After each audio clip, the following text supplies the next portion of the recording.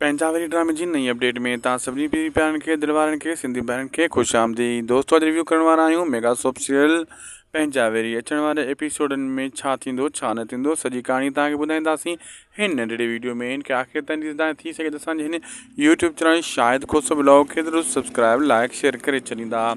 दरअसल दोस्तों तव्हां ॾिठो त फेरे फेरे साॻी कहाणी पई ॿुधाई वञे, हीअं थियो हूअं थियो, फलाणे जो रिश्तो छो थियो, फलाणे जो रिश्तो छो न थियो।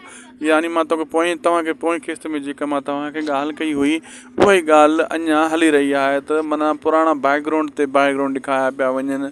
ऐं काफ़ी दोस्तनि जा जेका कॉमेंट आया त लिखियो ड्रामो बोर थी चुको आहे, असां बोर थी चुका आहियूं हिन ड्रामे मां वग़ैरह वग़ैरह। उन्हनि दोस्तनि खे चवंदुसि त छा कयूं, फ़िलहालु तव्हांखे 2 स्पेल ते मां अॻे ई ॿुधायो 15-20 किस्तनि खां कमु टपी वियो आहे। मां तव्हांखे ॿुधायो त एतिरे किस्तनि ताईं बैकग्राउंड ॾेखारियो वेंदो। हाणे ॾिसो न 25 एपिसोड गुज़री चुका आहिनि, 6 एपिसोड अचण वारो आहे ऐं तेसीं ताईं जेको आहे साॻी ॻाल्हि फेरी पई वञे। हीअ कम अज़ कम 2 स्पेल यानी 50 एपिसोड ताईं इहो कहाणी ईअं ई हलंदी। बैकग्राउंड ते बैकग्राउंड ॿुधायो वेंदो। चाकर ख़ान अञा ॻोल्हींदो रहंदो पंहिंजे कातिलनि, पीउ जे भाउ जे कातिलनि खे। पर ॾिसूं अॻिते हाणे उन खां पोइ ड्रामो मतां वरी नई कहाणी में एंटर थिए।